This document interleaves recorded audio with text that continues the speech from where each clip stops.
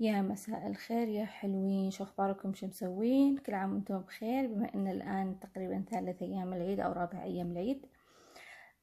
فيديو اليوم راح اتكلم عن البشرة الحساسة.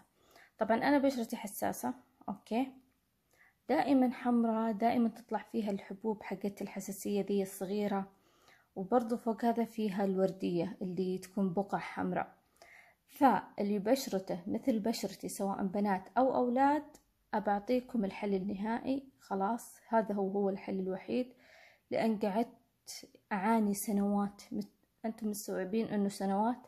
هذا آخر شيء يعني وصلت له. طبعا رحت استشرت الدكتور وعطاني الكريمات. طبعا الكريمات ما فيها ضرر أبدا، ولا فيها كورتيزون ولا فيها أي شيء. أول كريم اللي هو هذا عطاني اياه، حلو وكلها رخيصة. اللهم الكريم المرطب راح اتكلم عنه. عطاني الكريم هذا، تقدرون تاخذونه من الصيدلية، وبرضه بامكانكم تاخذونه من، اتوقع يصرفون المستشفيات الحكومية، بس انا اخذته من الصيدلية كذا ولا كذا رخيص. وهذا الكريم برضه واحد للاحمرار، واحد للحكة اللي في الوجه، سواء في الوجه او في الجسم.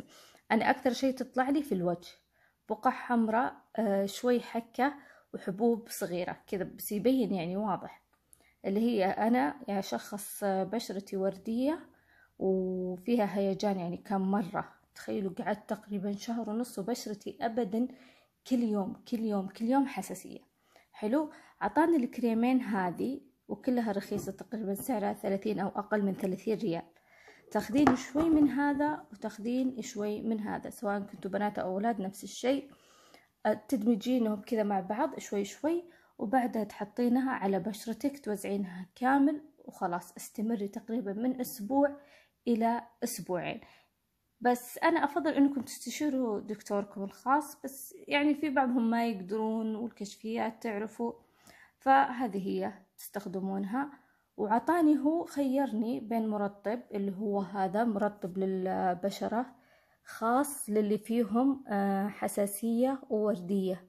فقال لما تستخدمينه مع الكريمات، يعني بعد ما تخلصين كورس الكريمين هذا اللي هو أسبوع أو أسبوعين، نتركهم على جنب وراح نستخدم طول حياتنا الكريم هذا. هذا الكريم للأمانة سعره غالي، يعني تقريبا كان 219 ريال.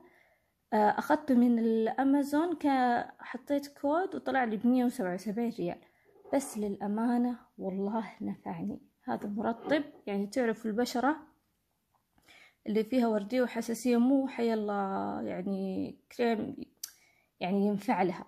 فهذا الكريم للأمانة مرة ساعد بشرتي. هذا هو تشوفونه، والحمد لله بدت الحساسية والوردية تخف لما استخدمت الكورس هذا تبع الكريمين، مزجتهم مع بعض أسبوع إلى أسبوعين.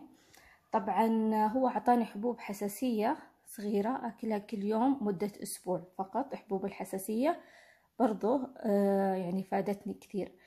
فحبيت أعطيكم تجربتي عن الهيجان اللي في البشرة والوردية اللي في بشرتي أعاني منها دايما. فقلت ممكن أحد يستفيد وممكن تلقوا لكم حل. يعني أنا عن نفسي والله قعدت سنوات كثيرة، سنوات، مستوعبين سنوات، وأنا يعني ما لقيت حل. والحمد لله برمضان رحت للدكتور وعطاني هذه الكريمات وجدا نفعت معي.